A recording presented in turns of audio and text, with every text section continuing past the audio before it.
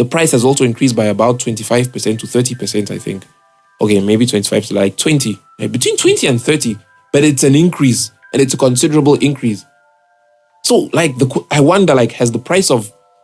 Okay, if the price of eggs have increased, what are these chickens now? Like, are they more valuable? Like, are these not still the same chickens pooping out the same eggs? Like, come on. Because eggs come from chickens. Yeah, chickens have to be grown. Grown and fed.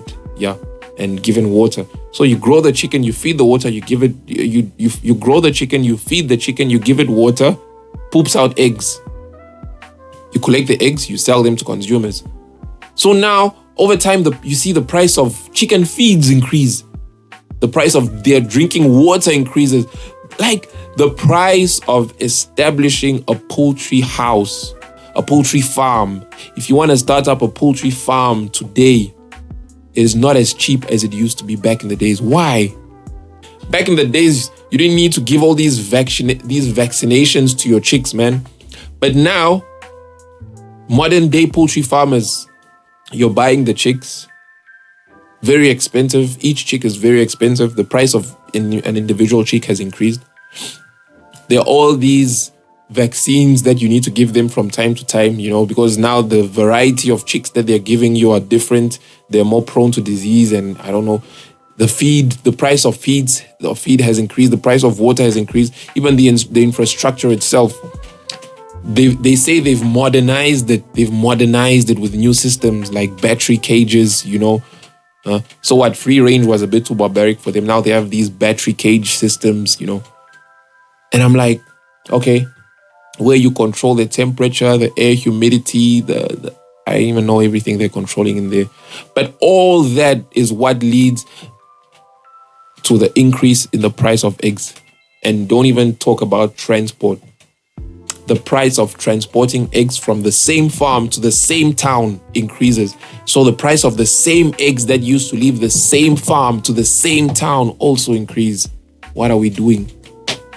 Like, what are we doing? Who are we doing it to? And why are we doing it to these people that we're doing it to? So why are we mistreating people this way? Why are we mistreating the consumer this way? We are. The producers are mistreating the consumer because the very same producers keep increasing the price of their food with the excuse that the price of transport has gone up, the price of inputs have gone up. My business, now there's even this thing of risk. So the riskier the production you're doing, the more expensive the product.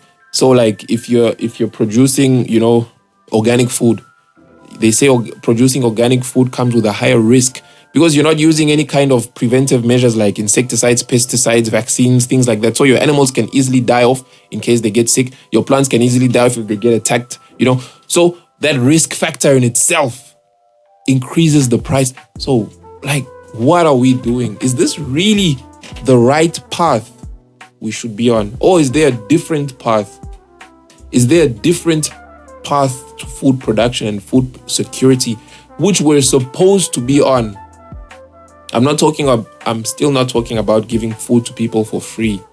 Even I wouldn't want to have to grow food and be giving it to people for free. I wouldn't be able to sustain myself. But I'm talking about fair exchange of products, fair exchange of resources, fair exchange between producers and consumers. And also, not just for the sake of being fair, but for the sake of doing what's good. Food security is something that should be good. We should be doing it for the goodness of it. It shouldn't just be a UN SDG, achieving food security by 2035. It's not just about that. Do us normal people feel that food security, maintaining food security, achieving food security, I even wonder, between now and then, did people have easier and more access to food back then? Or do people have easier and better access to food now? Is access to food improving? That's the question I feel like I also need to ask. Is access to food actually improving? Do people actually have better access to food? Is that true? I wonder. Let me ask ChatGPT. Do people have better access to food today than in the past? I wonder, do people really have better access to food today? Is food security less of an issue today? Is food security less of an issue today?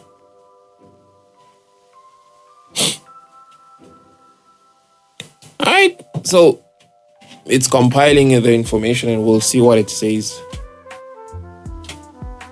So it says the answer is both yes and no, depending on where and how you look at it. All right, let's see. Global food access has improved overall, okay. Over the past 50 years, global food production has increased faster than population growth. Wow.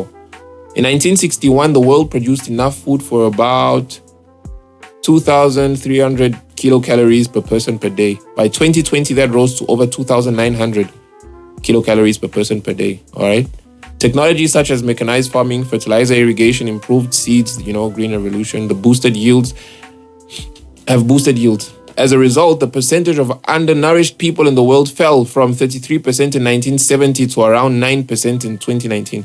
Yeah, but that's not... Okay, sorry, but that timeline also from 1970. Yeah, 1970, we were already messing things up. We were already messed up. When I say before, I mean like before. In the 1500s, in the 1600s, in the 1300s, in the 100s, in the 900s. Was access to food worse back then than it is now? That's what I'm wondering. You're talking to me about 1970 and how we've improved food production per person per day. Yeah, those are numbers. Numbers are nice. But reality is another thing. Numbers are nice. Okay, I'll say the numbers. Yeah, that's true. 1961, the world produced 2,300 kilocalories per person per day. That's an average, by the way. It's not like it's equal everywhere. It's just a global average, okay? And then 2020, it rose up to 2,900. So from 2,300.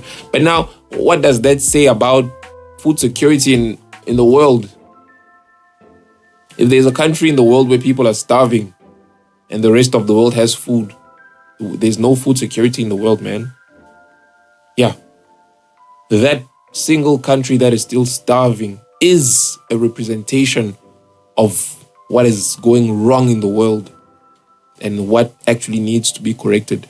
If in a country, rich people have access to food and poor people don't have access to food, that is a representation of what is going wrong. It's not about blaming poor people. It's not about blaming the consumers. It's not about blaming them for not working, for not having money, for not having jobs, for not having this, for not having that. All right. Well, if we get into the blame game, it means food security is not an issue of doing what's good. It's an issue of doing what's economically, profitable. And I think if you put economic profits in the equation for food security, I think things will actually keep getting worse the way they are getting worse. Because in order to make profits, people have to hike prices. Farmers have to bring prices up. Actually, farmers are also victims. I'm talking of farmers as if they were the ones creating problems, but even producers are victims. Someone who owns a farm is a victim because there's someone else who might have control over his production methods. Someone might control the type of seeds he needs to use. There are certain farmers who used to be able to use any types of seeds, but then over time, there's only maybe one type of seed that can work for them. If they try planting a different type of seed, it either dies off, it either doesn't survive, or their harvest isn't as big as the land capacity that the land can hold. So now they need to use a different type of seed, which is provided to them by a different company. And these companies even are kind of like manipulative. So they create these conditions to force farmers into using their seeds. Anyway, that's the story of the US these stories happened in the US, where farmers used to be able to plant with their own seeds, and then at some point they have to start using seeds provided by these specific companies. And these companies keep changing the type of seeds they provide to farmers. So if you're not using the most recent types of seeds, you'll still plant with the olden seeds, and then the pest will come and attack your seeds. Or there's a special kind of fertilizer you need to use, and then it gets banned, and then they have to make a new one, and then farmers don't have a choice, because if you don't use the fertilizer or the insecticide or the pesticide, your plants, like, it's a whole system. I doubt we're on the right path. I doubt this is the right way we were meant to produce food. Food security is still a major issue. Despite overall progress, food security has been rising again since 2015. Despite overall progress, food insecurity has been rising again since 2015 due to multiple crises. 1, conflict and wars, climate change, economic inequality, high food prices, pandemics. What's the last one? Africa remains the most food insecure region. Nearly 1 in 5 people face hunger there. That's FAO 2023. So then where does this thing of saying it has improved, like, it has no weight in the equation. Saying food security has improved doesn't mean anything. Either people have access to food or they don't. People are still starving and dying. And if more and more people are starving and dying, it means we're doing things the wrong way, and we need to think about it. We need to think about how we are doing things. And those who have a decision to make to improve the way we do things, to improve the way we produce food, to improve food security, those who are capable of weighing in, because we now live in a world where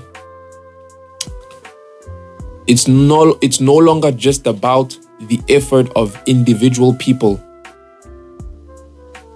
So yes, individual people can make efforts to improve their food security. That is undeniable. Me as an individual, I can do something to improve my food security. I can fight for myself. I can fight and win the fight, but I can also lose the fight. But I can fight. I can try to do something to improve my food security, my access to food. If I need to figure out my economic status, then I work on my finances and I make sure that my financial situation allows me to secure myself food. But it's not easy. Because when you fail, the result is you starve. You don't have access to food. You can't even eat once a day, or you might end up eating just one time a day, one meal a day, which isn't enough, especially for a working person. A working person might have to eat more than once a day, twice, maybe thrice. Like morning, lunch, and supper. Breakfast, lunch, and supper. Some working people even need more meals. They need maybe more hydration, more access to drinking water than other type of people.